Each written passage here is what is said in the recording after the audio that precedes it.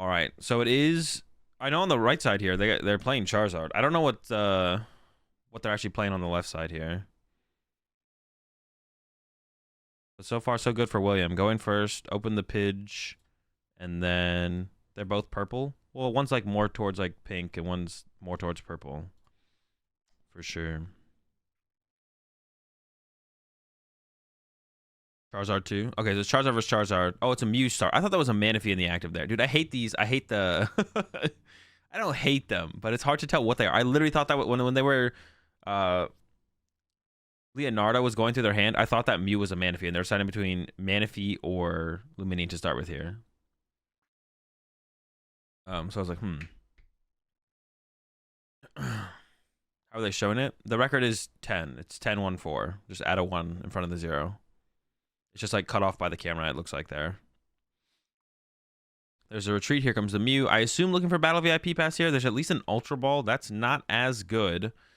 I'm actually curious to see if it even gets played this turn. It might be saved. I think William is debating whether or not to even play it versus just save it. If you top deck like a rare candy here or Mew into a rare candy on the next turn, then that could combo with the Ultra Ball to become like a candy Pidgeot or a candy Charizard. But a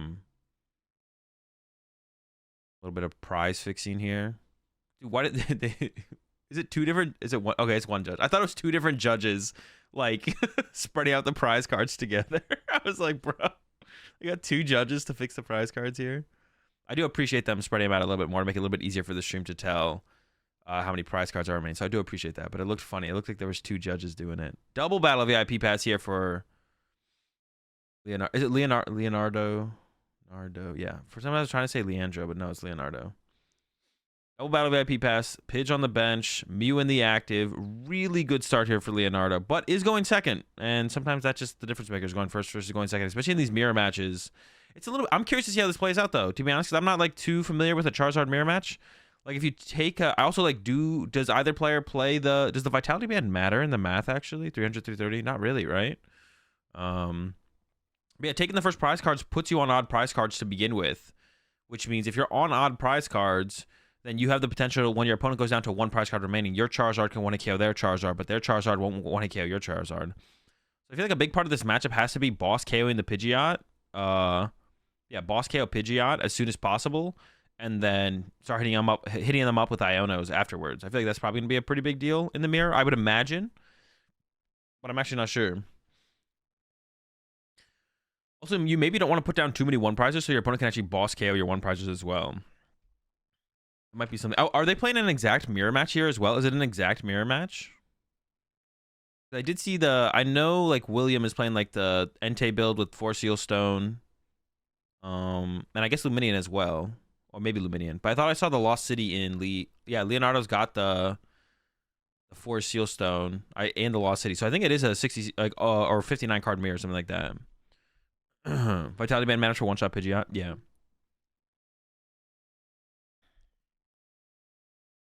Curly Engine Zard versus Arc Engine Zard, which is more favorable in mirror? I don't know. Grind some games out, let us know. All right, shuffled up. Triple Mander on the field. There's a choice belt. There's definitely a choice belt on the list then. Has a rare candy and a vacuum. Here comes the Mew. Oh, didn't actually fill up the bench there, leaving a bench space open. Interesting. There is the Radiant Zard as well. The rare candy grabbed, but no target for it in the hand. And William does have an Iono in hand that's probably going to get played, so it probably won't matter that the candy's in the hand here. I think that was the pass over.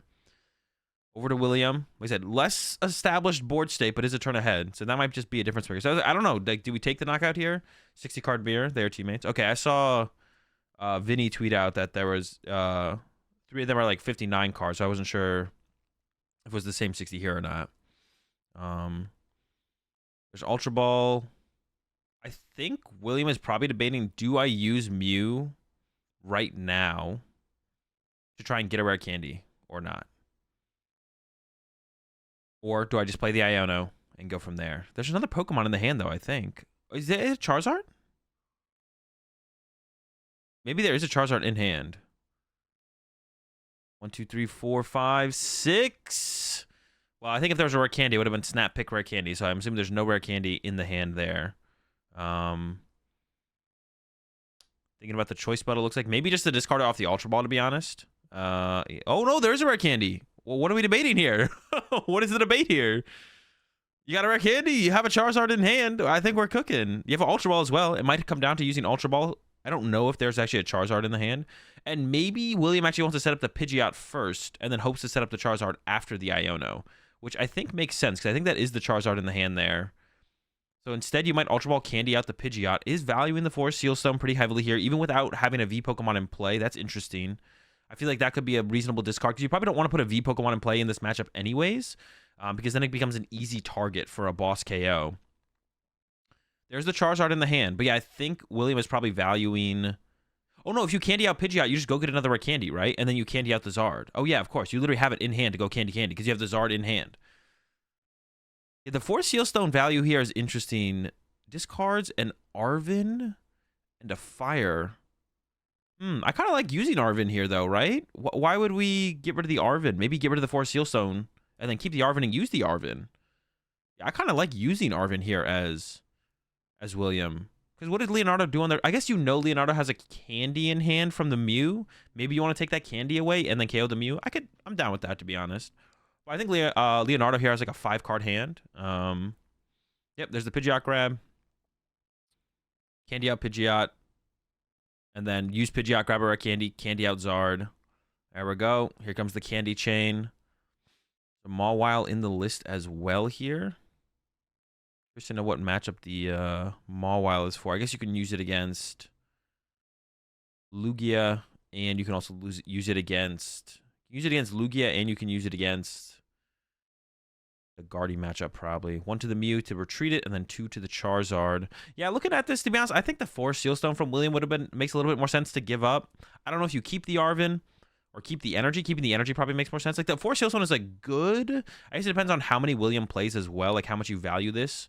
I did hear that this is like a list that has like 4 Arven in it. So then keeping it around to be able to find it whenever you want makes sense as well. Another Mander to the bench. There's the Radiant Zard in the hand as well. Yeah, here's a retreat. Get that first prize card. So we are just going to go for the first prize card here.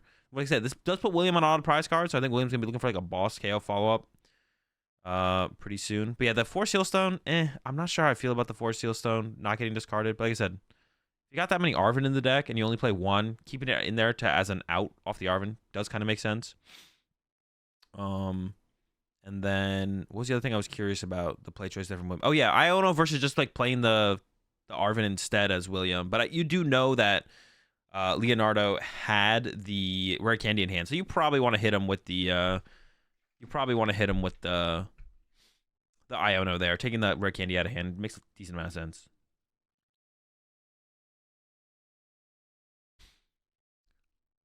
Could you take back playing down rare candy in theory? If I put rare candy and then change my mind and take it back, you can't prove I had a target for candy in my hand since my hand is private. I think in that situation, like if you play down rare candy, I think in that situation, actually that's interesting. I don't know. I think you could get a judge involved, and the judge would check your hand and be like, you have a 2. Well, actually, I don't know, to be honest. That's actually interesting. Yeah, could you just play rare candy and then be like, nope? Like I don't actually know. Maybe it does, and you do have to reveal this. If you reveal you have a stage 2 Pokemon in hand, that's when it becomes. Yeah, I have no idea, to be honest. Leonardo has a good response here, though. Candy Pidgeot, Candy Zard, so literally the exact same thing that William had. And then what is Leonardo going to be doing as far as an attack goes? They're just going to be punching the Charizard. If you had a boss here, I don't actually know if Leonardo played a prize card yet or played a supporter yet or not a prize card. So would we go for a boss KO if there was the option of the boss KO? Or are we just going to try and go through all the 2 prizers here? Lost the Charmander on the send-up, but we got it now. And here comes a punch for... See, I don't know about attaching that Fire Energy to the bench Charmander, to be honest. Like, what about just leaving that in the deck? I guess you do have theoretically the chance of top decking it. The Fire Energy, so putting the Fire Energy in play means you don't top deck it. But like now that Charmander with the Fire Energy is like a great target for William to go after, because William does want to chase 2 prize Pokemon in this situation. Like I feel like William's potential prize trade here is boss KO Charmander, and then your active Charizard gets KO'd. Then, well, I guess you can't boss KO the Pidgeot at that point anyways, right? Yeah. Yeah, I'm actually not sure. Not sure about this. I'm not sure. Yeah, because would you want to boss KO Charmander here as William? You boss KO the Charmander, your Charizard gets KO'd. You can't follow up with boss KO Pidgeot, so should you just get that punch into the Charizard this turn? Yeah, I'm actually not sure about that. This matchup is, to be honest, there's a lot of things to think about in this mirror match. I feel like what you should KO and when you should KO. Being on a lot of prize cards obviously is not great. I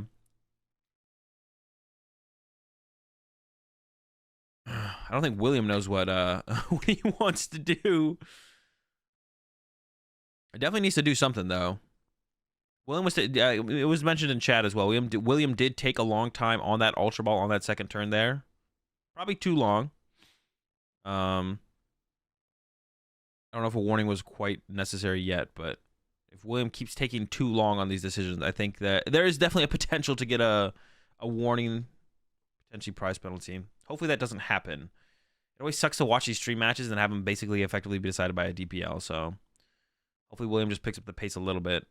There's a boss in the hand there I saw for William. And we do have access to the Pidgeot here. It looks like the Candy Charizard is possible, as William is searching out the Charizard. There's the Candy in the hand. All right, Candy Zard on the way. Here we go. Thinking about not doing it now. Super Rod first. I mean, I would hope William checked the deck and knows how many Fire Energy are in the deck for sure. What are the dice for? Tracking damage on the Pokemon. So there's, what is it? 210 damage on the active Charizard right now. Maybe you can't burn a candy. What do you mean burn a candy? Oh, there's 3 energy in the discard pile. For some reason, I thought there was just 1 energy in the discard pile. There we go. And then here comes Candy Charizard.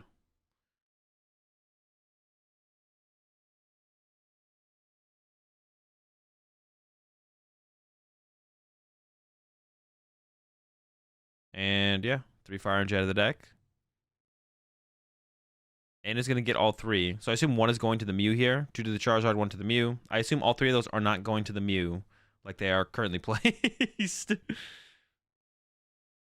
Grabs 3. They also don't go to the hand, but William's correcting that. Oh, 1 to the active. Are we going to run this Charizard to the bench here? That would be the only reason to attach this to the active here. Is going to try and... That's interesting. I guess that does make sense, because if you get to that down to the point...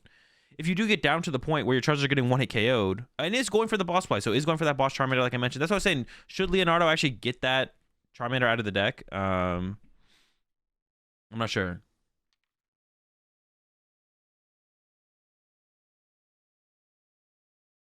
All right, over to Leonardo. The hand does not look like it has a ton of options, but there's the Pidgeot on the board, so like options can be found pretty aggressively here. Charmander, Charizard recovery. Only 1 Charmander and a fire. Maybe that Super Rod was a little bit too aggressive from Leonardo there. Especially having not played anything else on the turn. There is a Arven in the hand.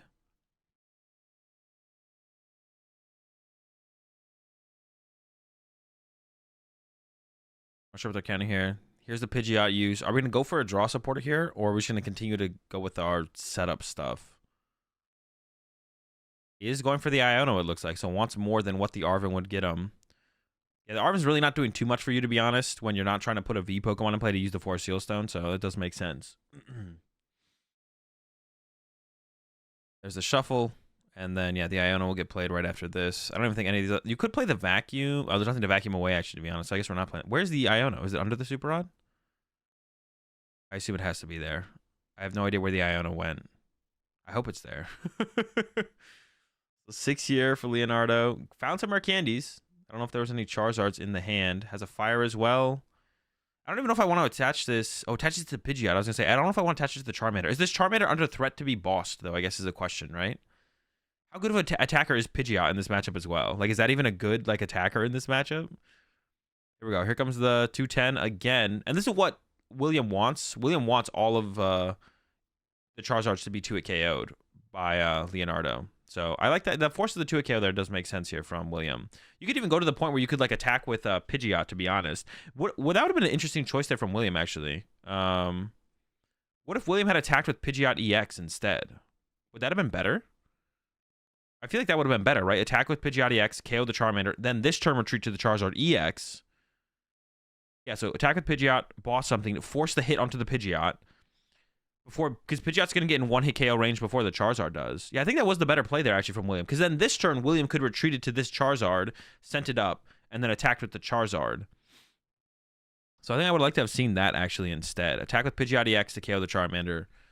Unless it like the energy getting trapped on the Pidgeot is a concern, because there's actually 0 energy in the deck here for William. Maybe there's 1. There might be just 1 in there. Yeah, because the Pidgeot's gonna get in range sooner. Kill Zard, it's good. Oh, the Pidgeot. Yeah, I guess that's true. The Pidgeot at this point is KOing. It's only KOing the active Zard, though. Just losing your Pidgeot just sounds really, really bad. But I guess it's not going to get KO'd in this situation. Yeah, basically, it seems like this matchup, you're just trying to run between your 2 prizers as much as possible and force your opponent to hit them.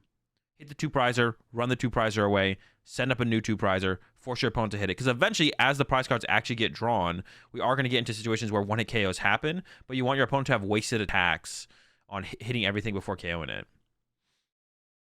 Kills the bench one too, right? 2. Oh, no, you are right. Yeah, for some reason, I thought it was doing less damage, but no, you are right. It does KO the bench one as well. So I don't see that Iono. I assume it's under the Super Rod. I hope it's under the Super Rod, because if it's not, then it somehow got put back in the deck. Like, I don't think there's anything malicious going on. I think it would have just been a mistake.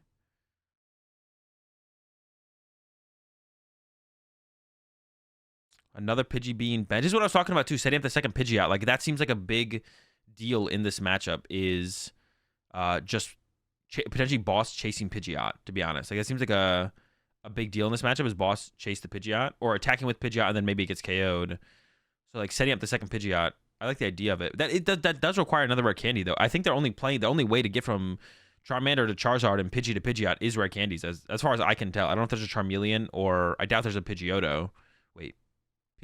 No. Pidgeot is the middle one. Pidgeotto is the last one.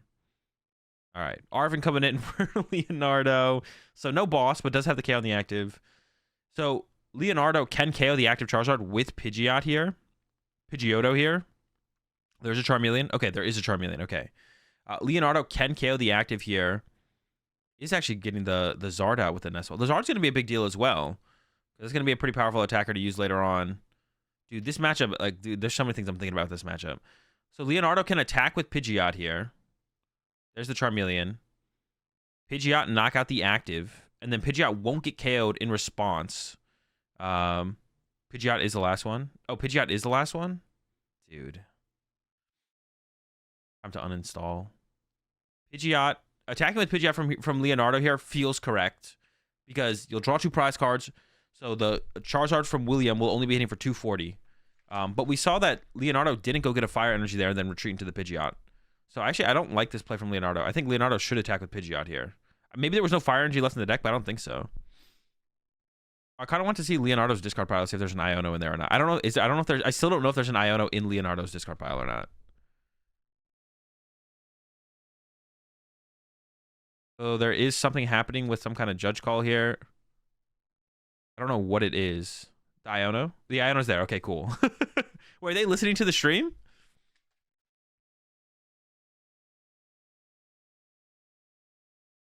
Yeah, the Iono's there, so that's all that really matters. That's what I was curious about. I just didn't know if it was there or not. But that's where it should be. It was under the Super Rod, which is like, makes sense. So they always listen to your stream down in South America. Good to know. Portuguese casters brought it up too. Yeah, it's possible as well. Not the only person watching. Yeah, William has been playing a little bit slow here. Hopefully, like I said, hopefully William picks up the pace of play. We don't see any like 2 prize penalties coming in from that. I think definitely William is in warning into DPL territory though, with how slow he's been playing. So hopefully picks it up a little bit here. All right, so 2 prize cards gone. The Charizard's hitting for 240 damage on William's side. And if you take a prize card, so I think here as William, you want to attack with a fresh Charizard. Attack with a fresh Charizard. Force it to take a hit. Yeah. So from William here, attack with a fresh Charizard, I think is the goal. And then you're set up to really win the prize trade from there, I feel like, as William. If you attack with a fresh Charizard here, you should be in a pretty good spot.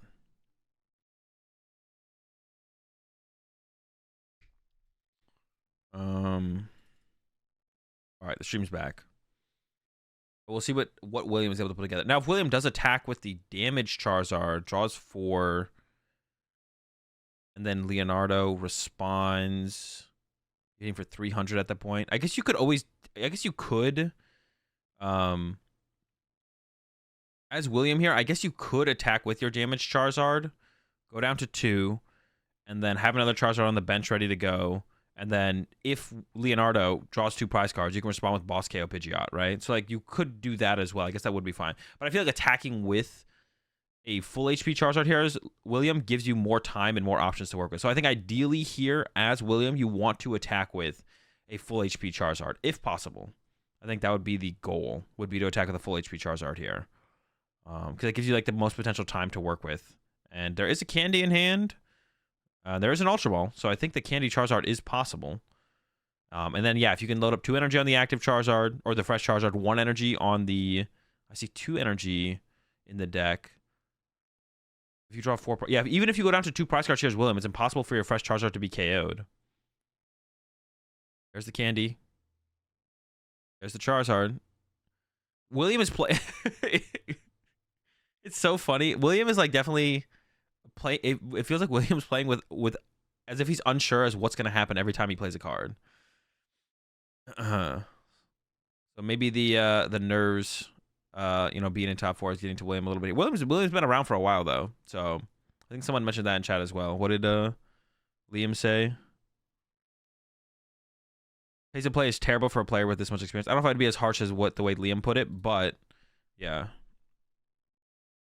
Yeah, there's the KO. Yeah, William is like pretty solidly ahead here now. There's not that many plays here that Leonardo can actually make. So we'll see. There's a fire. William flashes the fire. You're done, buddy. Pack it up. Wait, did he get off the prize card? So maybe they both know that was the only win condition here. There's the evolution here from Leonardo. Yeah, the Pidgeot's on the bench. The writing pretty much seems like it's on the wall here, to be honest. I don't think there's really a play here for Leonardo to do. Maybe Leonardo could go... Okay, the one play I could see here from Leonardo could be Boss KO the Pidgeot off the bench of William. Go down to 2 prize cards. And then if William doesn't have Boss, then you can win here as Leonardo. So that's what if you Iono here... Yeah, so it's got to be the Boss play on the Pidgeot. There's the Boss on the Pidgeot. Take the knockout from Leonardo. 300 damage coming in from the Charizard. And then for William, it says, does William have a boss? If William doesn't have a boss here, then Leonardo wins next turn with a follow-up boss, right? Get rid of the 4 Seal Stone of William as well. There's the Luminion for the boss. Of course, Leonardo doesn't know for sure there's a boss. William just picks up his deck and shows it to him. Okay. That would have been really bad if there wasn't a boss in there. It's like fine. It's like not that big of a deal. William was confident there was a boss in there. Shows the boss to Leonardo. They're also friends and testing partners, I believe. So those kind of like interactions will be a little bit more casual than you'll see most of the time. But it would have been really funny if William like picked up his deck to show Leonardo the boss and it's just not there. And they're all in the discard pile or prize. That would have been really, really funny. But thankfully it's there. We go to game 2. William just trying to save time. Being like, yo, I got it. Let's go to the next. If they weren't friends, is that BM? No, because you're just trying to conserve time. It's like out of respect for your opponent. You're like, okay, we're in a match here. We both want to play 3 full games of Pokemon if both games are like reasonable. If the games are reasonable, we both want to play 3 full games of Pokemon here. So I'm just like I have game. So let's save some time. Let's go next. And if the opponent doesn't want to concede, just even if you show them you have game, that's fine as well. Like it's like, here, I have game. If we want to save time so we have more time to play more Pokemon, we can go next. I'm not like, holding you to anything here. It's just like I'm letting you know that I have game. I don't think there's anything you can do about it. Now you are giving your opponent information to work with, so if your opponent can do something about it, then you'd be stupid to like show your opponent a card where they could have an answer to your situation. But if you're sure your opponent has no answer to the situation, and that's what William did. Like William was like, well, you've played boss, so you're not disrupting my hand. I have Luminion here. You're gonna take a knockout this turn. If you don't take a knockout this turn, I win anyways. So let's just go next. Let's like out of respect for as competitors, out of respect for you, I'm letting you know I have game so we can save time and play more Pokemon. Give you a better chance to beat me in those games as well, right? Yeah. So it's definitely not BM to concede. Now, yeah, but if William shows Leonardo game and Leonardo's like, nah, I'm gonna make you play it out, which is also fine, then you shouldn't be pissed at Leonardo either if you're William in that situation. You'd be like, yep, I respect that. You want me to, there's a potential that I could mess up my sequencing or make a mistake. So yeah, I respect that. Dude, who says that? What about this? Blabber D's. Like, what do you expect from that? It's scummy, but what if someone showed their deck like William did and their opponent called a judge? I don't think you should show what William did. You should not do unless you know the person and you understand and you know that they're not gonna like call a judge on you. You should not do what William did where they showed the deck. You should not do that unless you actually know the person and you're like decent friends with them. You like saying you have game and showing the Luminion like William did is fine, but at that point, like you should Leonardo. If Leonardo didn't know William, Leonardo shouldn't concede and be like, "Oh, you showed me." You shouldn't show me the deck there, you know. So yeah, you shouldn't concede. You should not concede. If your opponent is like, "I have Luminion for boss," and they're like, "Well, I don't know if you have boss in your deck." You should definitely be like, yo, don't show me your deck. Just let me play on my turn. You can use the mini on your turn, right? It's a little bit different if like William just has boss in hand and it's like, well, Leonardo, you play boss, I have boss. It's like, oh, okay, you have boss for game next turn, I'll concede, right? But the Luminion process of I have Luminion, I have boss on my deck, let me show you my deck is like, you shouldn't do that, and you shouldn't expect your opponent to do that. You just should not do that unless you know the person really, really well. There's a little bit of a difference. Yeah, the attached pass starting off here from Leonardo is tough. Yeah, what did the gravity person say? You blabber so much. Like, why would you be here then? If you don't want to hear anything, just go to the official stream. And if you don't want to hear them talk, mute it. Like, what? Like, if you're not here to watch me commentate over this game, then why would you be here? I assume if you're here in my stream, you're here to watch me specifically talk about Pokemon and talk about this game. But that means, but if you could just go to the normal stream and just mute it, then go do that. But like, yeah, or just mute my stream if you can't find the other stream, because you definitely seem to be struggling at stuff in general. If you can't find the normal stream, then you can tune into my stream and just mute me. I'm down for the extra viewer. Bump my numbers up. Bro went to the Yapper Academy. Bro, I stay yapping. If you don't like it, you can leave. I don't give a fuck. There's a lot of Zars in top 8. So really rough start here from Leonardo, like we said. Just attach past the end. It does have the potential for a turn 2 attack at the very least. Double Charmander from William. I don't know how good the rest of William's hand is. Didn't get a Pidgey, which was interesting. But of course, I guess you're scared of like Boss KO Lone Mander, so you don't want to play into that. There's the attach to the Entei. Did Leonardo use the Fleet-Footed? I assume must have used Fleet-Footed there. Wait, is it called? It's not Fleet-Footed though. I forget what it's called. Can't see the cards because of the glare. It's Charmander on the bench here for William, and Radiant Zard is the one that you can't see. Manaphy in the active, and then Entei in the active here for Leonardo. Entei V. Now there's a Charmander on the bench for Leonardo. So does play the research, finds a Charmander, has a Nest Ball in hand, so could get another Charmander or the Pidgey.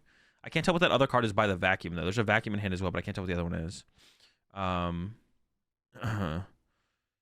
That's a good choice there, Colin. Goes with the Pidgey.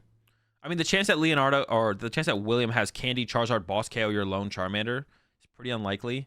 And even if William had that, ooh, I guess the choice belt does kind of hit here, doesn't it?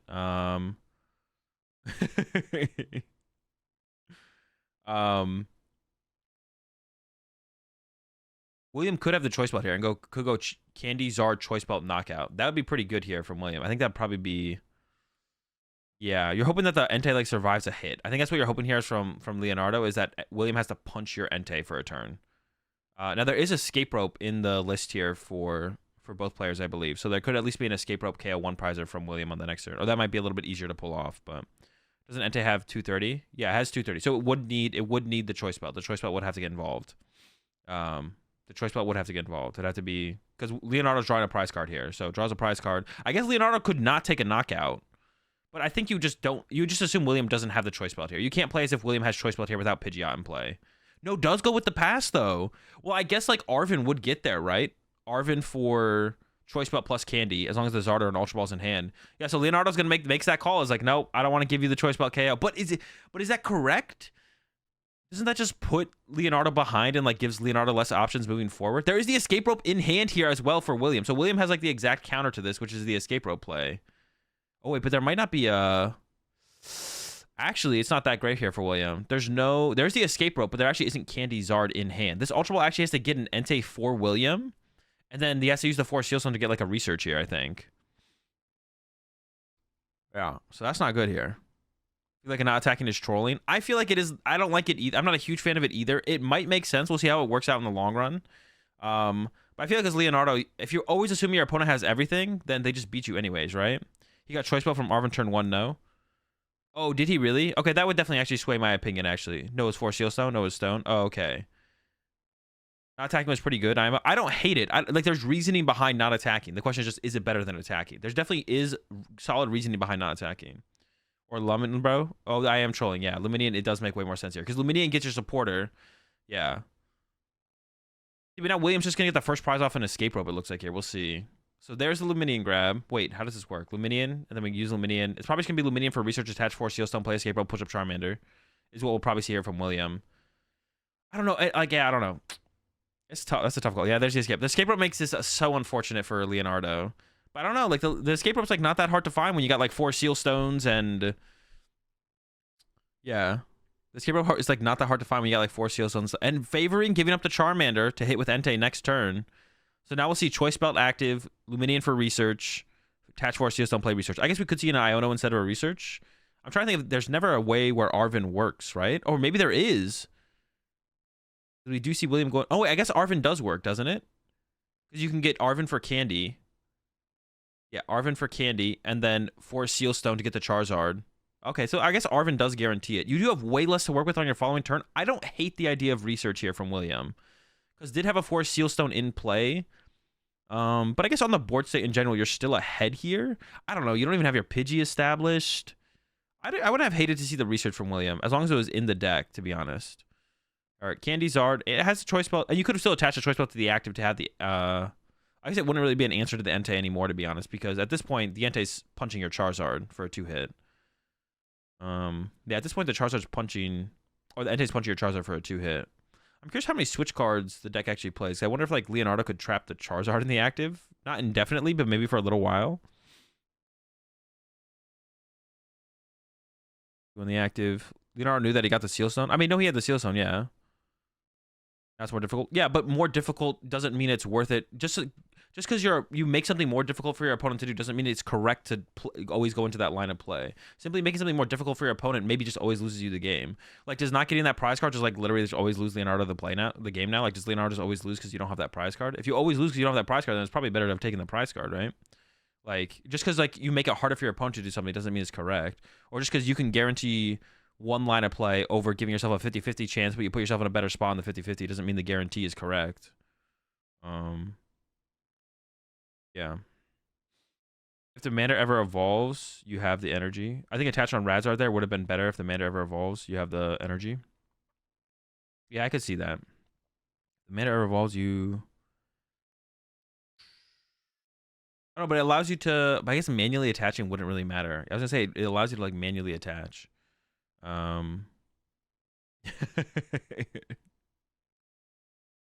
It's in my panels if you want. Schroeder? Yeah. There's a link to the stuff that I use in my panels. Should I have drawn first before searching? With the Entei? Probably. Yeah, probably. Yeah, definitely. But maybe forgot about it. Yeah, maybe just forgot about the sequencing. Yeah, definitely should have drawn first. Low chance that would have been actually impactful. What's the optimal Zard game plan versus Lost Box? Have the feeling it's a pretty bad matchup? No. I mean, not if you get a bunch of Zards out. Zards have a lot of HP. Lost Box does not like dealing with really, really high HP. All right, there's the Entei punch. This is what I was talking about on William's side of things, to be honest. Now, William, yes, this is what I was talking about on William's side of things. I almost like the you appreciate the 10 months there, Bri.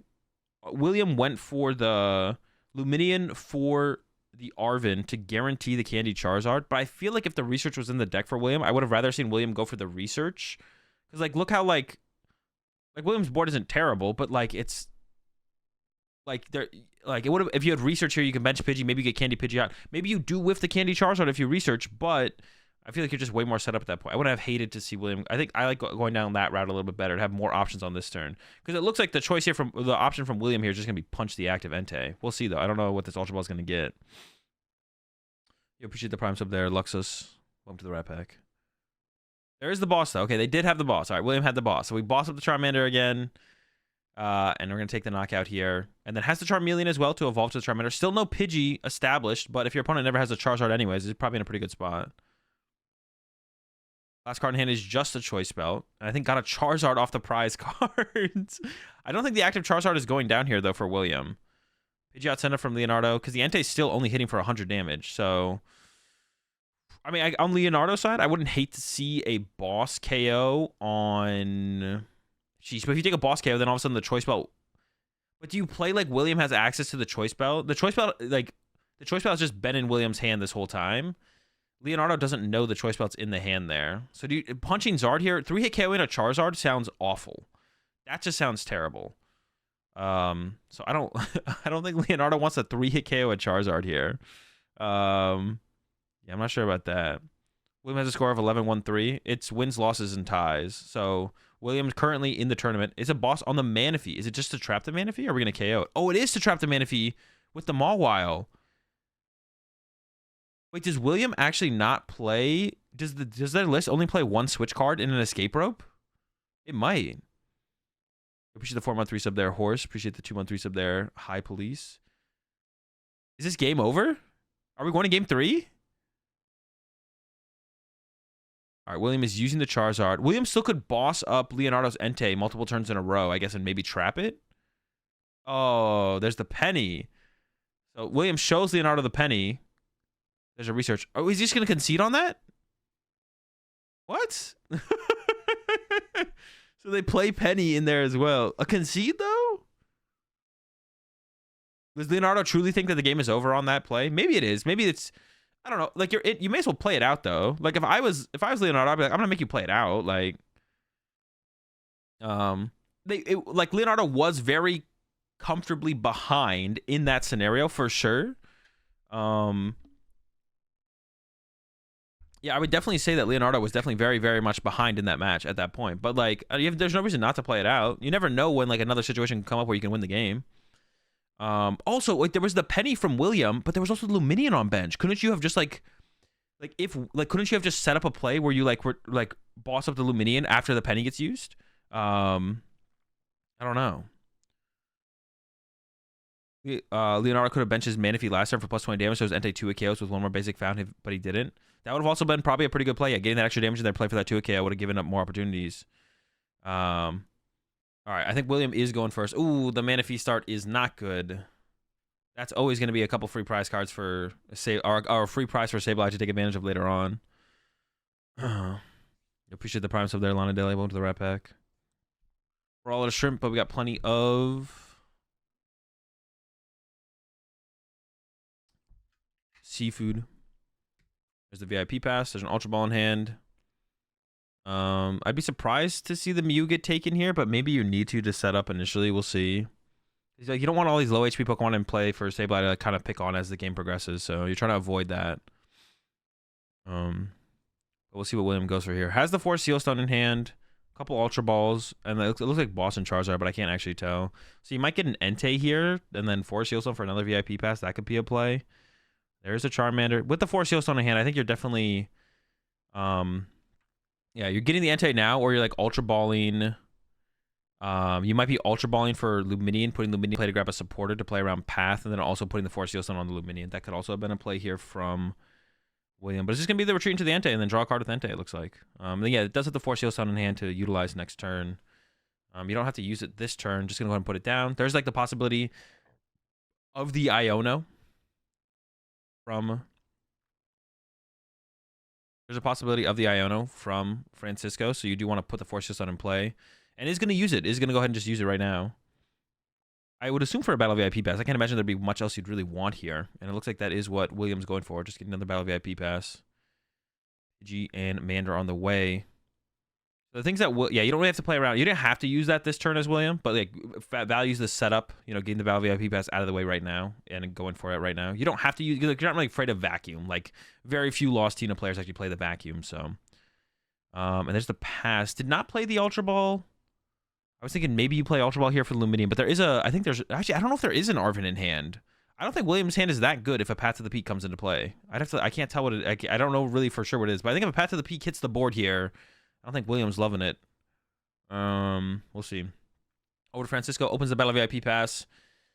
Yeah, what are you even looking for here as Francisco? Turn 1 cram hit, probably fine. Just using extra comfy, also probably fine. Not filling your board and using Abyss Seeking, also probably fine. We see Francisco does play the double water energy, so does have the ability to attack with Greninja. Triple water energy, so definitely can attack with Greninja. There is the Manaphy on board, of course, here for William, but that could be dealt with later. Or could be dealt with and then use Greninja later is also possible. Now, what is Francisco going to grab? Looks like Tina and Comfy are at the front of the deck here. I'm not sure what the rest of the hand is. I mean, Greninja's always going to be a good option. Looks like Greninja's probably prized, though. I don't see a Greninja in the deck here. Francisco's giving it some thought. Is that a box of disaster? I can't tell if that was a box of disaster or not.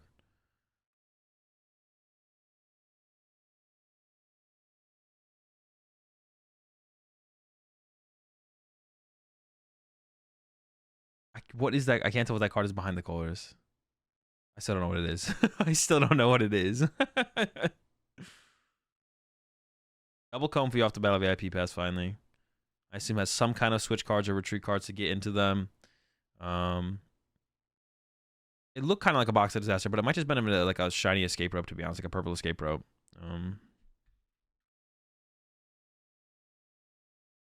Nest Ball in hand as well.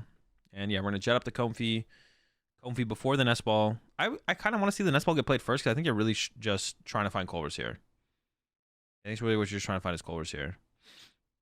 Oh, there's the Culvers. There we go. We're cooking. See, now it'd be weird if... Yeah, okay, Francisco did not play the Nest Ball first. It'd be weird if Francisco did... Oh, and there's some Tinas. There's a lot of Tinas. Are those Tinas?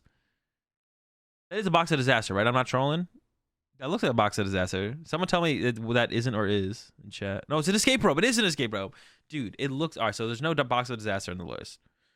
Pretty much confirmed. So goes for the escape rope. And I believe those were 2 Tina Vs. Giving up the V-Star. Definitely give up the Nest Ball here. The question is just like, do you give up the V-Star? So values the rope over the V-Star. I don't know. You're going to have to double Comfy this turn. I don't hate... You're going to have to double Comfy this turn anyways. I don't hate taking the V-Star just to have it for next turn. We're getting up to 4 in the Lost Zone this turn. Can definitely get to 7 the next turn if we find another Colress. Now I would like to see the Nest Ball be played for sure, I feel like, from Francisco. Like, I feel like you should have played that Nest Ball. You don't want to draw into a basic Pokemon here. I didn't hate holding it before using the first Comfy and the Colress, but now I feel like we should go grab Cram with that, right? I think we want to Cram this turn. Maybe Francisco has other plans. I just don't love holding the Nest Ball at this point, to be honest. I think it was a Super Rod grab over the Psychic Energy there. Makes sense. Oh, it looks like it was a switch card, actually. Yeah, because you have the Nest Ball, so you could have grabbed the Cram, been closer to a Colress. We didn't see the Cram off the Comfy there. But yeah, I think you want to just be closer to your next Colress. So if you had seen the Cram off the Comfy there, then you're like, well, I could just Nest Ball for this instead. So doesn't get punished for it overall. And his thinking does go with the Cram. The escape rope happens. It's always a prize card too, right? We're always getting a prize card off the bench. So yeah, the Cram Punch here makes a lot of sense to me. I guess it does. If you go 3 prize knockout, 2 prize knockout. I don't know if that ever gets really too weird though. The question is from William, what do you send up here? I think you want to send up Manaphy. But then there's a threat of Greninja on the next turn if you do send up Manaphy. How scared are you of Greninja? Yep, William's thinking about it. I wouldn't be that scared of Greninja here if I'm William. I would send up the Manaphy here. I'd be like, nah, you can have it. No Greninja grabbed on the initial setup here. There's a good chance that it is prized. Decent chance it could not be prized, though. Yeah, I want to see the Manaphy get sent up here. Does go with the Manaphy sent up in the end. And then we should see the double Tinas get benched here from Francisco. At least one. I guess there's a possibility you don't bench both. I guess you could bench neither, but I don't like the idea of benching neither of them. I would probably just bench both, personally, but I might just go with the one here. I always like the idea of trying to get them to the V-Stars before they can get boss KO'd. Because that's like the threat that happens is like as you just bench your Tina Vs, they get boss KO'd until the Charizard player could like get the 1 KO on the V-Star. Oh, I guess like one thing to play around here might be the boss KO on the Tina, though. That could be something you play around here is like not letting Entei boss KO your Tina. Because if you do fill your bench, then William could fill his bench. Candy, Zard, boss KO. I guess that's possible. That's true. I guess we could play around that. That's fair. That's fair to play around, maybe. I don't know. That's a lot to have, but it is possible. It's not that much, actually, to have to be... Well, the extra 2 Pokemon is probably the big deal, actually, to be honest. Yeah.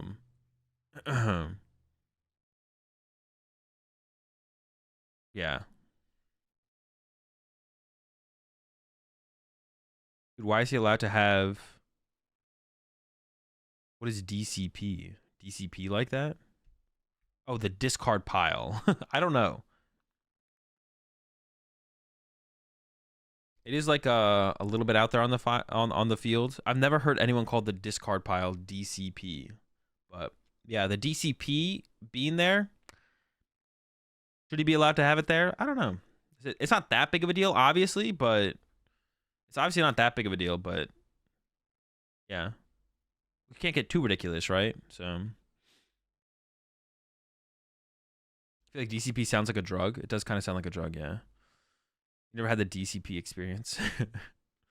All right, Candy Pidgeot's here. And then if there's a Charizard in the hand, which I assume there is if we're going the Candy Pidgeot route, then yeah, here we go. Use the Pidgeot, get another Candy, Candy the Zard, search a bunch of energy to play. I assume we're hitting with Entei here. That's what I was actually curious. I don't know if the Entei draw actually led to anything super important, but like, should we have hit with Zard instead? Because there is a possibility that, and I'm sure for Francisco, probably okay with that. Like, if we can get the KO on this Entei with the Lost Impact, you'd probably want to be able to get the Lost Impact KO. I would assume. Here comes the Candy. There's the Zard. And then I assume the Entei's attacking here. I can't imagine. This Entei has what, like 3 retreat costs or something? We're not moving that to attack with the Charizard here. I don't think there was a switch card in the hand here for William. So it's going to be 2 to the active, 1 to the Zard. Pidgeot does not seem like a good attacker ever in this matchup. Yeah, I think you're always attacking with Zards or Entei. Entei in the early game like this seems okay. For Francisco on the next turn, I think Francisco ideally would like to be able to Sableye that Charmander, but that's just not going to be possible. We're not getting to 10 in the loss zone on the next turn for Francisco. Yep, 2 active, 1 bench. Can attach return to the bench as well. And then has boss. So it does have a boss, but it's just going to go for the KO on the active here, which to me makes sense, I guess.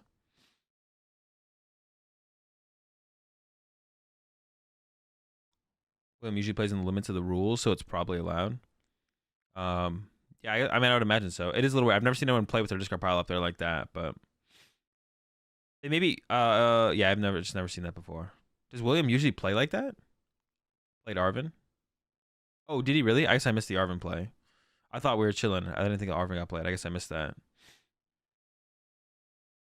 All right, back over to Francisco. What is the play here? What are you even trying to do here, Francisco? Do you just chill? Do you hit? I think you'd probably try and hit for 280 here into the active, right? Hitting for 280 into the active here sounds pretty good to me. But if that Charmander gets bought or candied into a Charizard on the next turn, there's no other one prizer in play for Francisco to go after. That's what I'm saying. Like, attacking with Sableye here would be really good. Attacking with Greninja here would also be really good for Francisco. Greninja KO Charmander, 90 on the active Zard. But Sableye is not possible. Actually, that's not true. If Francisco benched 4 Comfies, used all 4 Comfies, and then played a Chorus, I guess you could actually get to 10 in the loss zone. Like I said, most Lostinos don't play the Vacuum, so the Vacuum's not an option to try and get to 10. It'd be a lot, but I still would be possible. Roxanne in the hand now for Francisco. It's also possible we could just see like a pass here from Francisco. The path coming out. Not sure I love the path being played right now. There's a decent chance that William might have an, I don't know. You want to combo with Roxanne, but it depends how many path Francisco plays. It is just a boss on the bench, Charmander and pass. It looks like it's going to be the play here. Yep. Pass from Francisco over to William. So Francisco's going to be looking for that Sableye play on the next turn. No Colors to build up the loss on any further, but can definitely get their next turn. And to be honest, I think this actually does kill William's hand. I think this actually does kill William's. Oh, no, wait. There is an Arvin. I take it back. It doesn't completely kill the hand. I think we'll see it now. Azul, if Lostina wins, would this be its first major event it's won? I'm not sure, but I think so. So Arvin, we can get the Vacuum. There it is. Now it's going to double Vacuum. And I know there's some Lost Cities in this list as well, I think. So looking at Vacuum Choice Belt here. Be able to bump the path to the peak. And then also needs to find a way to move the Charmander, to be honest. We will have access to Pidgeot at that point. But the only way to do it might be Escape Rope here from William. Yeah, the only way to move the active here might be Escape Rope. I'm not sure if William actually has another Fire Energy in the deck.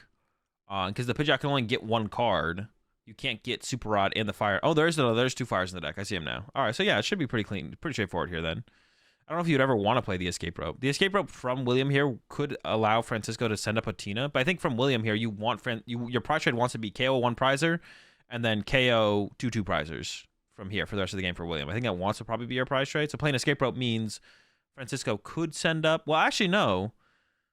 you did get the escape rope here, Francisco wouldn't want to send up Tina because actually I forgot Francisco has drawn a prize card, so you could go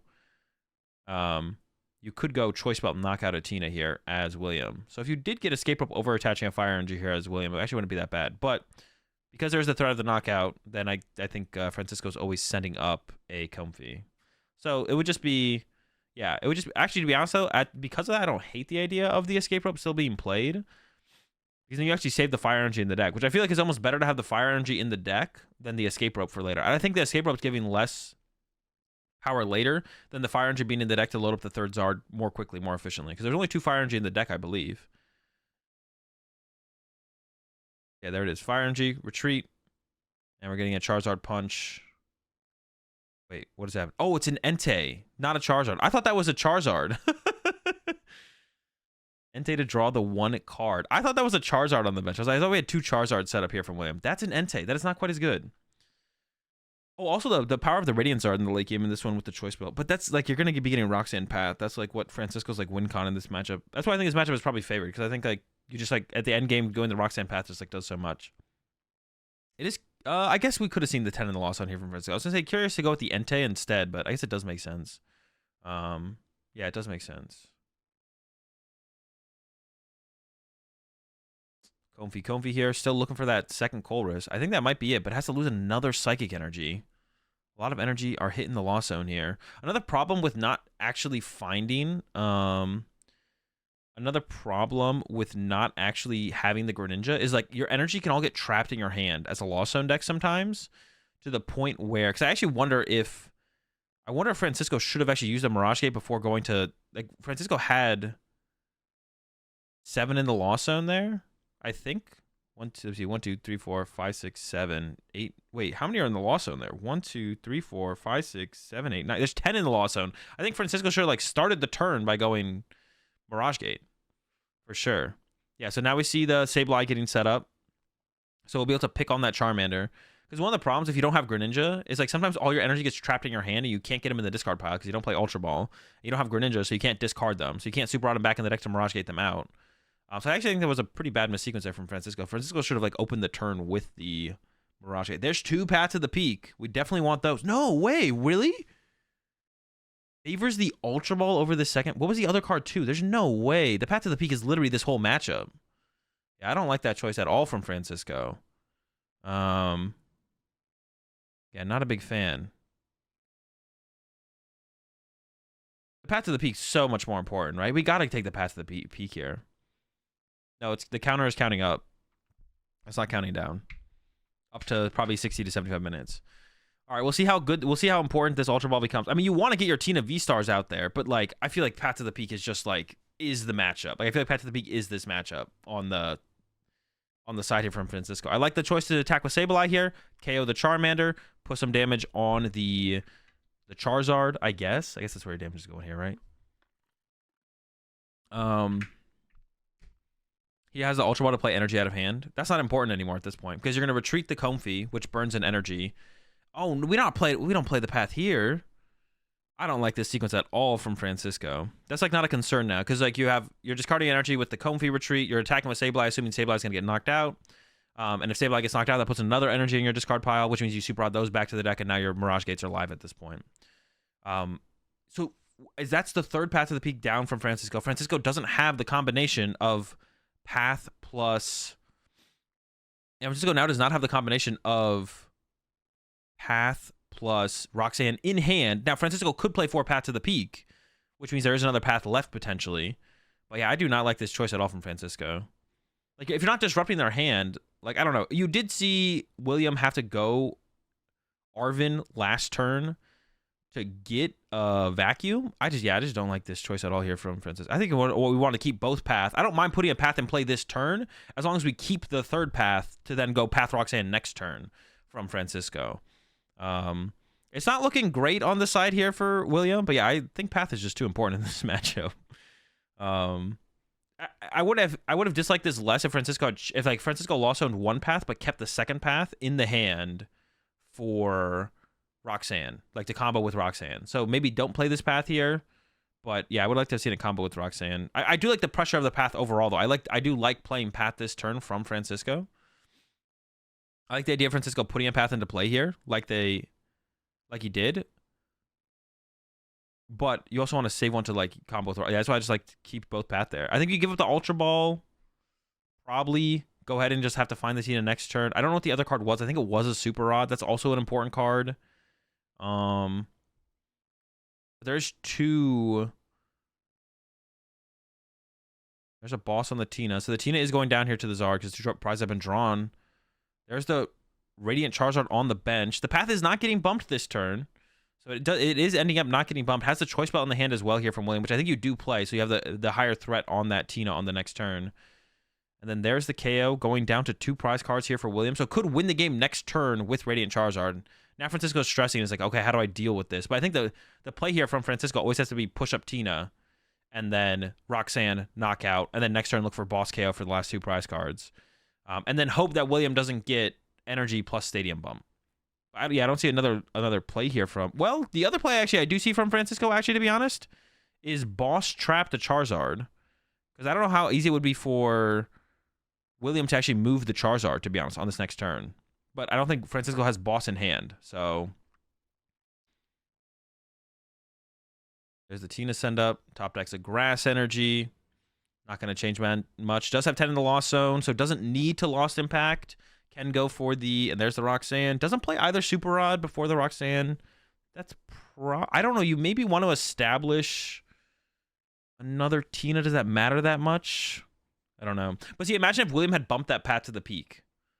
Like, imagine if William had bumped this path to the peak on William's last turn. Like, Francisco did not combo putting that path to the peak and play with hand disruption. Then this game is probably just over and William probably just wins with a bench of Charizard with Choice Belt, right? So, like I said, I would like to have seen Francisco hold a path to combo with the Roxanne this turn. Like, guarantee that.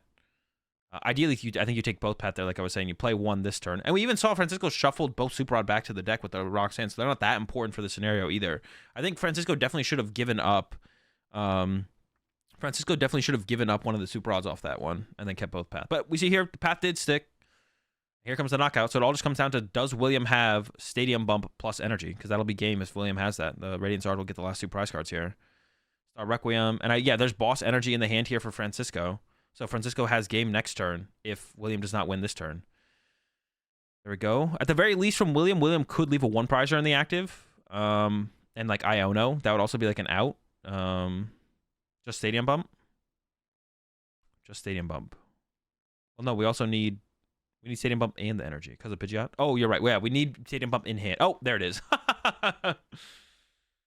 And there's the Energy and Retreat and a Knockout with the Zard. No, you're right. Yeah, because of Pidgeot. Well, we need to, we need to have the Stadium Bump. Yeah. You're right. It was close. William up 1-0. Close game. Came out to the wire there. We will be seeing, I assume, Francisco go first in this one. I can't imagine you'd ever want to go second as Lost Tina, so... We should be seeing Francisco go first in this next game. And does anything change about Francisco's game plan? Don't prize Greninja. That'd be a good start. Don't prize Greninja. Value path to the peak a little bit higher. You think he needed the additional... I mean, at the end of the game, he didn't need the additional path. But you can't... but that's because of how William drew. William just didn't have an answer to path that turn. Or William probably would have had the answer to path to force Francisco to have another path. But yeah. Yeah, we want to see... Yeah, a value path a little bit higher from Francisco. Don't prize Greninja. That's a good start.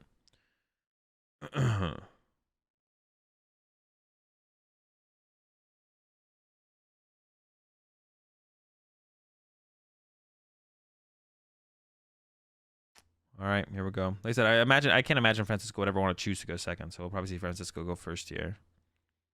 And then we'll have like the going first here from Francisco will allow Francisco to go like be the first person to attack with Cram, and then be able to attack with Sableye before as like an immediate follow up potentially with how like the Lost Zone could curve out from there. So we'll see, or how the turns could curve out for Francisco. Like we see Comfy on this turn 1, turn 2 we see Comfy Colress into Comfy Colress, attack with Cram into attack with Sableye, and then also has the option to use Tina potentially instead. Opening hand there from Francisco is not great. It does have a Colress. There's a Battle VIP pass. I don't even know why Francisco's like debating this hard. It's a Colress and a Battle VIP pass, but you just always take the Battle VIP pass. I'm pretty sure the rest of the hand here for there's no outs of Pokemon. I don't know what Francisco is debating here, to be honest. Like, you have a Colress in hand, unless I'm trolling. Maybe Francisco is just trying to play it off as if this is a really hard decision to not telegraph to William that there's a Colress in hand. I guess that has to be the play here from Francisco. Francisco doesn't want William to know that there's a Colress in hand at the trade-off of having the Battle VIP pass in it. So we've been having like a lot of bluffing debating in Pokemon here. But like, this theoretically just shouldn't affect William's play. William should, if it's just correct for William to, he's trolling. He's not trolling. He's attempting to bluff William into thinking that the Colress was really, really good, but the Battle VIP pass was also really, really good. But as soon as William sees this turn play out and is like, oh, your only out to basic Pokemon was the Battle VIP pass, then you always take the Battle VIP pass there, and it doesn't matter what the rest of your hand is. Kind of huge brain, actually. It's only huge brain if William lets it affect his play. It should never affect his... The thing is, like, William can play the rest of his next turn as if that never was a thing. Like, William shouldn't let that affect his play. He should remove it as a potential that it was possible that Francisco was bluffing. And then be like, well, he could have been just trying to bluff me with that Colress pick and just, like, play statistically optimally from there. It was a super fast decision. William could assume there was a Colress. Just makes it so that he shouldn't assume anything. I don't know. Whether it's fast or not fast. Also, like, the way Francisco should have played that, you should never, like, you want to avoid letting your opponent know exactly what you got off the Comfy. Like, you should take the card from Comfy, shuffle your hand, play a card, repeat. But... like, I don't know. Like... Yeah, it should never, like, your opponent theoretically can remove any possibility of you having any potential mental manipulation or bluffing applied, so. We might not see a Tina come down here from Francisco, but it actually doesn't matter. You don't need a Tina on this first turn. Ooh, gives up the Sableye. What was the other pick? Another Colress. So literally Francisco has all 3 Colress in hand right now. So an Iono here from William would be pretty impactful. An Iono here would be pretty good for William because all 3 of the Colresses would go to the bottom of the deck. That's actually kind of funny how this ended up playing out.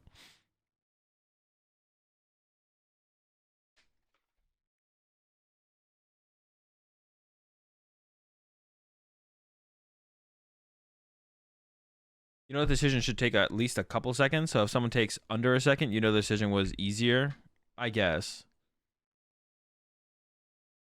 Maybe you spend like 1 extra second thinking about it.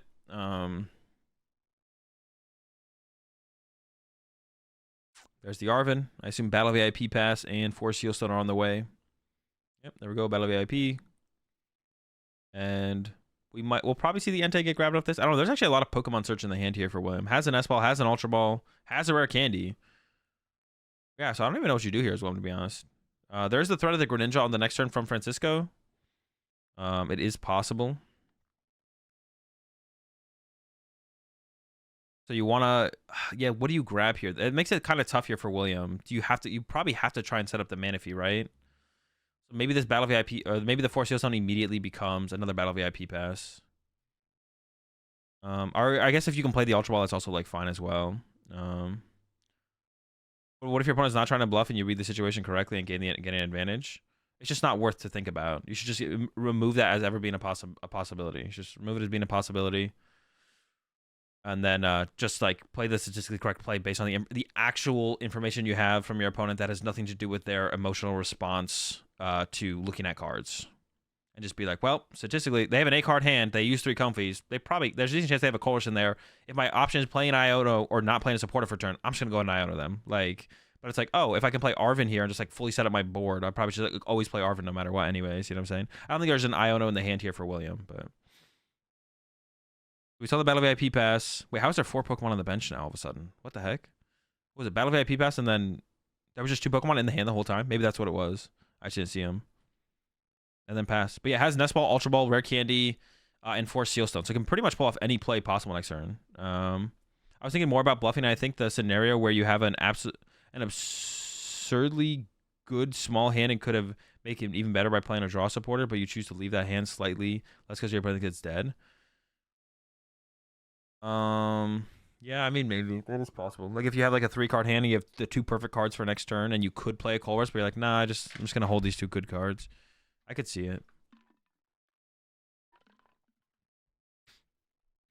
All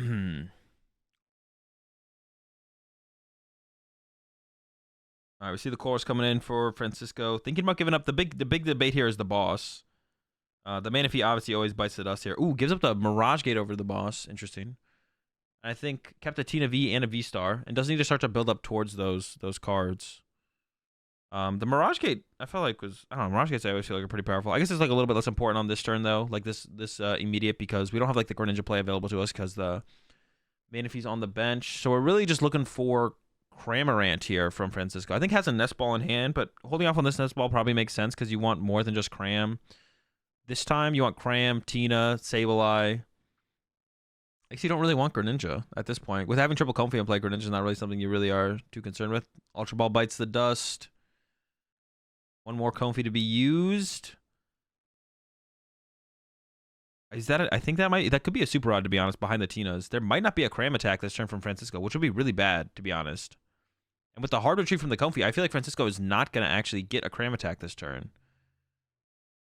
We'll see, though. I guess you don't have to use the switch card first. It might not be an S-Ball. I think it was an S-Ball. I thought it was an S-Ball. There's 2 Tinas. I think it's a Super Rod, though. So I don't think we're seeing an attack this turn from Francisco, which is not good. That is not good. Nor do we see a Path to the Peak, either. So this is going to let William, like, fully set up on this next turn, possibly, especially with the hand that William has.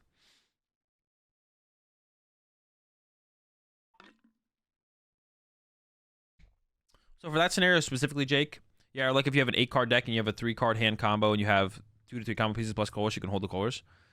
But your opponent can also look at those numbers and be like, okay, they maybe just held the hand because they have Colress. Like, I think in that situation, your opponent should just calculate the situation and be like, what's more likely for them to have Colress, the current hand or if I own them?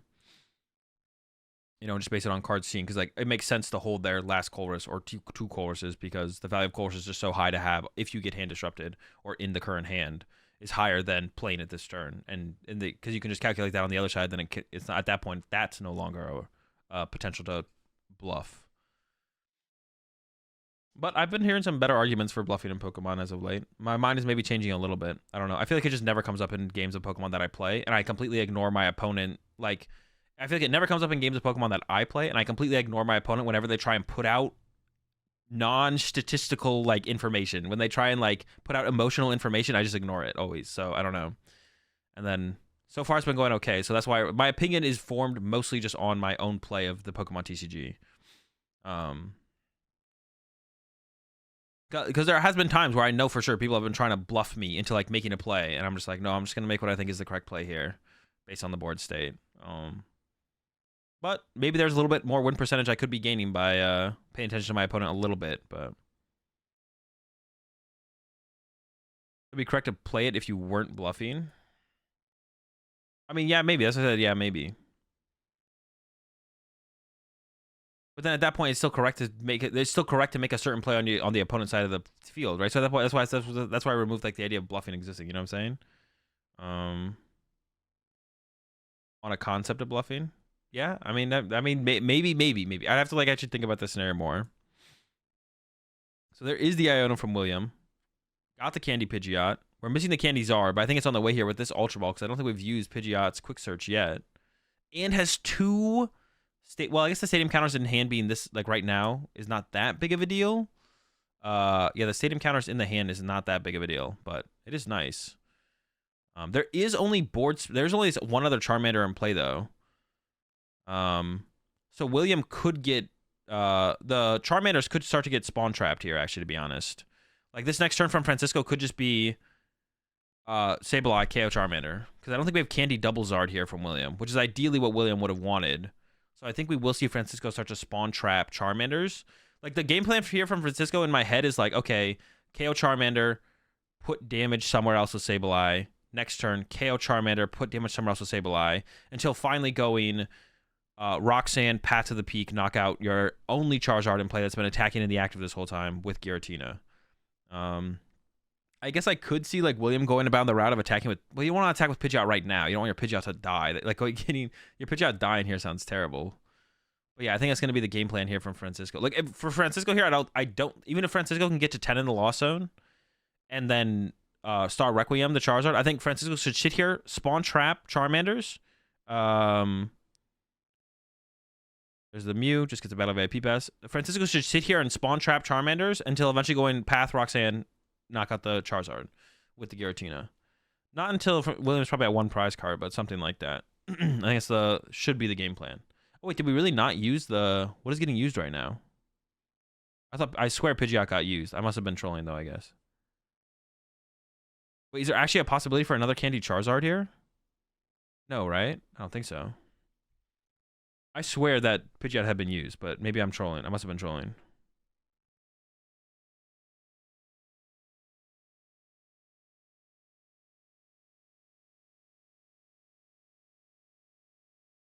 Oh, the Seal Stone. Oh, there is the Candy Double Zard. Oh, yeah, I forgot about the Seal Stone, too. Well, I thought, what's it called? I thought the Pidgeot got used there. Jeez. Okay, this makes things way tougher for... Well, how much tougher does this really make it for Francisco? So now Francisco's game plan evolves to still Sableye this turn, hit both Charizards, and then next turn... go KO 1 Charizard, and then the following turn go KO Charizard plus Roxanne Path. So it doesn't change too much, I don't think. You appreciate the prime sub there. 556 cringe. Welcome to the Rat Pack. We're all out of orange juice, but we got plenty of ketchup milk. I feel like Francisco is probably losing this game. No, I don't think it's that bad.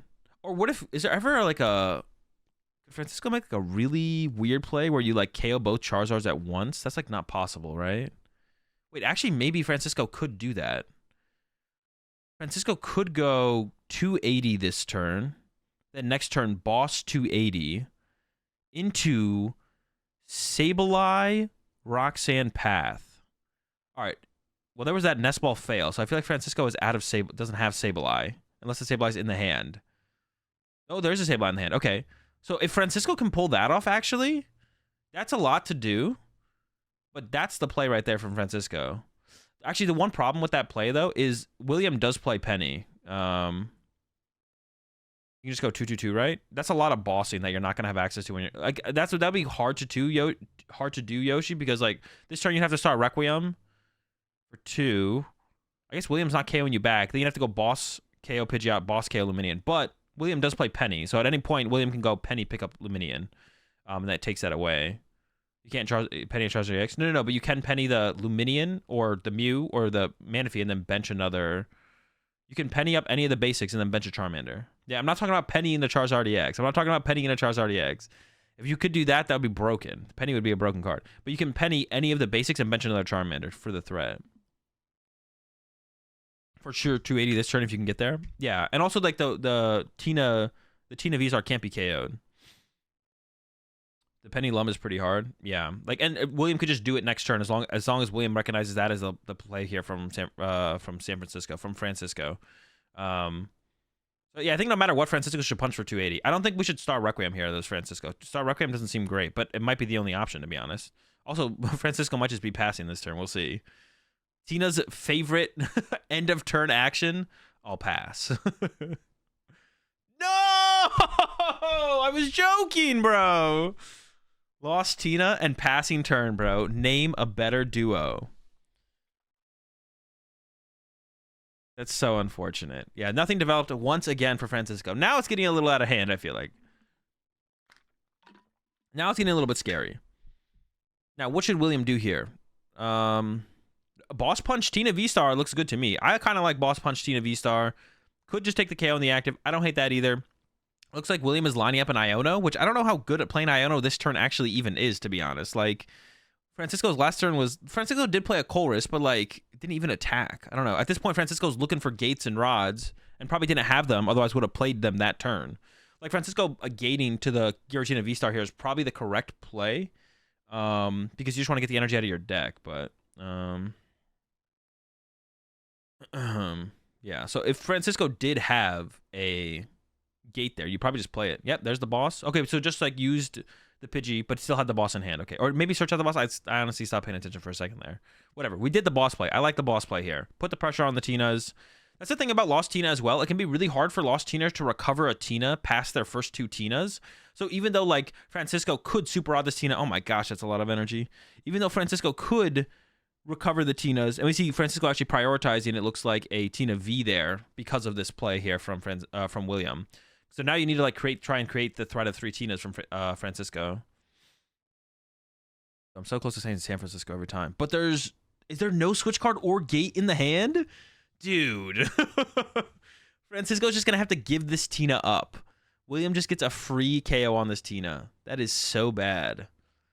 I don't see if it's possible. No, it's not possible. But if it is, William attacking with like Pidgeot here would have been pretty good. This is rough. It's not the Roxanne.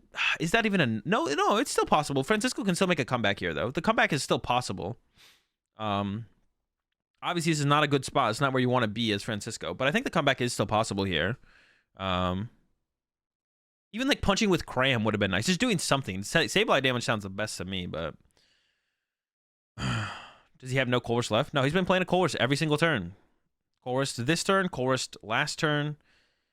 All right, now what does William do? Is there ever an argument to boss again? I don't think so. I like the idea of playing Iono this turn a little bit more from William, because at some point, even if your opponent really didn't do a whole ton on their last turn, even if there wasn't something done last turn,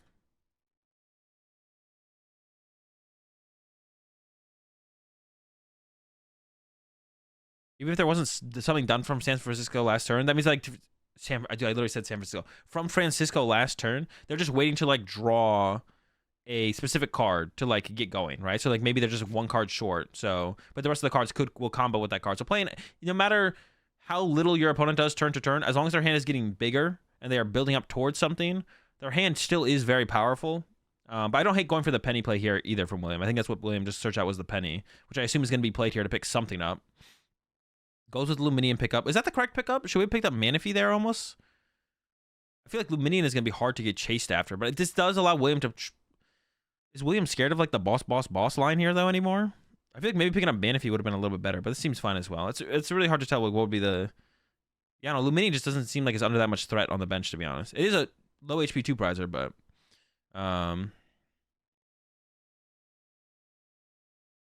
Nest Ball from Francisco. But there was no basics in the deck last time for the Nest Ball, so I imagine this is going to be the same. Yep. Plays the Nest Ball. Nothing to grab. What is the play here? 3 prize cards left for William. I mean, honestly, it depends how many Roxanne Francisco plays, but you probably just want a Roxanne punch here. Roxanne Star Requiem seems fine. Into 280 the next Zard. Clean it up with Sableye after that. Or you have the ability to clean it up with Sableye after that. There's a Roxanne in the hand. There's a Sableye in the hand as well. So we can see the Sableye come down.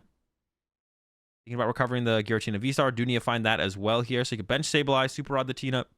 Maybe put some energy back. I don't know if you want any energy back, if there's any to grab in there, because you don't really want to draw into energy. The Sableye should probably get benched here, though. There's the path. Okay, we're building up towards some kind of... No, why are we not benching Sableye? Bench the Sableye. Wait, do you ever not bench the Sableye here? Why would you ever not bench the Sableye here? There's just no way, right? Am I trolling? Or is Francisco trolling? I think Francisco's trolling, right? They play Palpad? I don't think so. Yeah, I don't think there's a Palpad in the list. Yeah, what reason is there ever to not just bench the Sableye now? You want it later, possibly. I guess you do put 3 1-prizers on your bench, but William is never bossing you. It's just not happening. If William can boss you, you've already lost a different route for sure. Okay, double Tina in the hand. Has an energy, has a boss as well. Maybe no way to recover Sableye, so boss KO would lose. No way to recover Sableye, so boss KO on the Sableye would be bad. Yes, that is possible. That's like the only thing though, right? Boss KO on Sableye. But now we have to refine Sableye with like 0 Nest Ball left. Francisco has like 0 Nest Ball left in the deck. You already have to be hoping your opponent is not doing very much turn to turn from here on out. Also needs to discard that Jet Energy to retreat. The judge caught it though. Yeah, we have like 0 Nest Ball left from Francisco. Francisco literally burned 2 Nest Ball and got nothing off them and then put Sableye back in the deck. Like, how are we ever finding the Sableye again, right? All right, Pidgeot send up here from William. There was the Star Requiem here, which is probably correct at this point. So it really just comes down to what William drew off Roxanne. Can at the very least punch with Charizard, but it's not a knockout. It's only hitting for, what, 240. So not getting the one-hit KO. Just getting a punch. It will allow Francisco to then use Lost Impact on the next turn. Hit it for 280. I think William would ideally, or Francisco, would like to ideally retreat to the other Giratina. Yep, it's just retreat and punch. William does need 3 prize cards. This Charizard cannot be one-hit KO'd here. It's not possible for this thing to get one-hit KO'd. So I think if Francisco can, like ideally, it's probably not possible, would like to retreat to the bench Tina, switch to the bench Tina ideally, and then hit with that Tina to knock out the Zard, or to do 280 to the Zard, and then go into Sableye, and then Sableye clean up the Zard, and then also KO, I don't know, the Manaphy, or probably the Mew, and then KO the Manaphy later, something like that. But what's probably going to have to happen is Francisco's going to have to go 280 with the active Tina, and then find a way to clean up, attack with the next Tina, or use Sableye to clean it up after that. Has the Greninja now as well. The Greninja was prized here the whole time. You'll appreciate the raid there, Cash. The Greninja was prized. Let's have the Greninja in hand. So you could go 280 active, then Greninja KO the Zard. I guess it doesn't make any sense because the Manaphy's in play, though. So yeah, here we go. Attach active, 280. On the knockout here from William, we'll get 2 prize cards. But if the Zard is KO'd...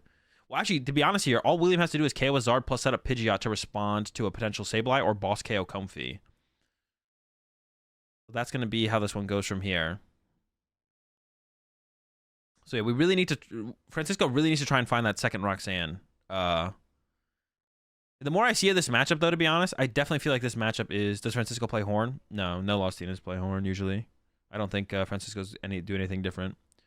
I was saying something. Yeah, like watching this matchup play out, I do think that this matchup does seem favored for Tina for sure. But the lack of things being done from Francisco in the first 3 to 4 turns of the game definitely is piling up here towards the end. But even from here, this point here, like, this does not look like they gap out of a spot for Francisco, right? I don't know. This doesn't look that bad for Francisco. Like I said, like, we're just kind of a Sableye away from Francisco getting back into this game. But are we going to be able to find the Sableye? Like I said, I like the idea of Francisco benching the Sableye.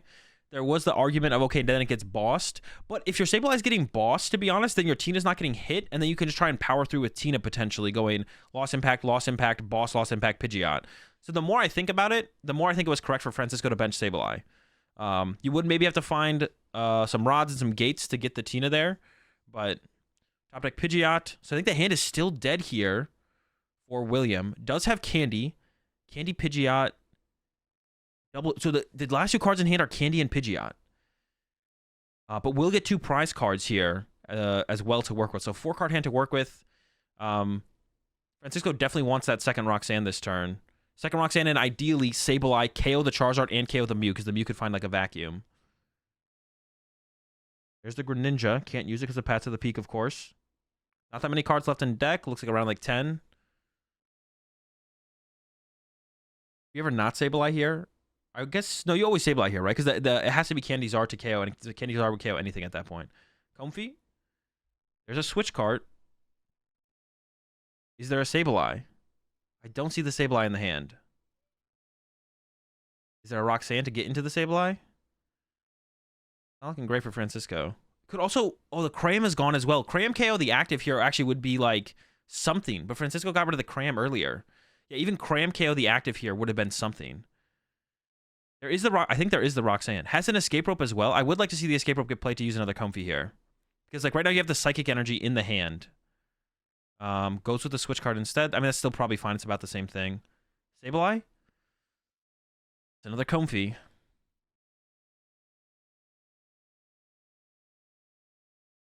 I think there's a Roxanne. There's definitely Boss's Orders in the hand here. There might be Roxanne in the hand as well. But can't find that Sableye. This is what I was talking about. I like if we had the Sableye on the bench here, because I think if William had gone to boss KO your Sableye, you're still in a winning position. So that's why I don't think it was a bad thing for Francisco to have bench Sableye. Because if we had Sableye right here, right now, I don't know if Francisco just wins for sure, but Francisco's in a pretty good spot for sure.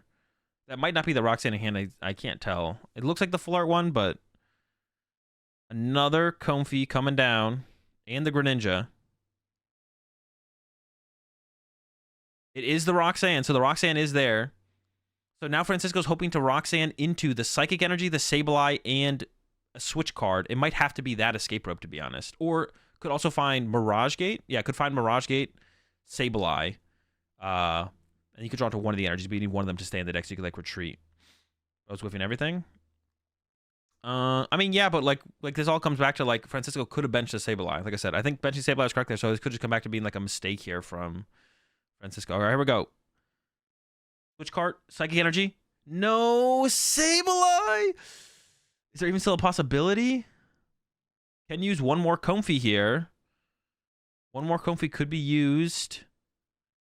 I don't think one use of Comfey ever leads to a play here for Francisco. Are all of Francisco's Mirage Gates prized? Are they all prized? I haven't seen one. I saw one Mirage Gate get lost zoned. But I don't think Francisco has used a Mirage Gate yet, right? But also Gate. I think all the energy's in the hand at this point. I don't think the Gate's possible.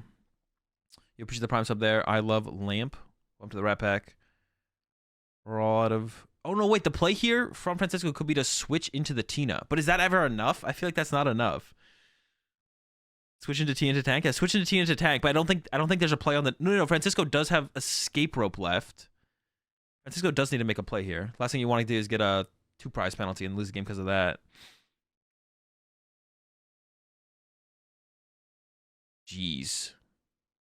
Oh, we have Boss, though, I guess, here from Francisco. No. Yeah. So you have to switch card into Tina as Francisco. Attach to Tina. Oh, switch card into... Yeah. Switch card... No, it has to be into Tina. There's no play. There's no play off the Comfey, is there? There's the Sableye and the Escape Rope, the next 2 cards. There's the conceit. Okay, there was like a slight out. Triple Mirage Gate. They're the Mirage Gates. I was like, dude, I think they're all prized. We saw one get lost zoned off the rip. So yeah, the only out there was retreat to Tina, let Zard smack your Tina, boss up something with 1 retreat cost, attach to Tina, pass, and then next turn retreat to Sableye KO, the Charizard and something else, and then Sableye again next turn to win the game. But that gives Francisco or William 2 turns to draw a card. So there was an out there, but retreating to Comfey, there was never an out off retreat to Comfey. The chance that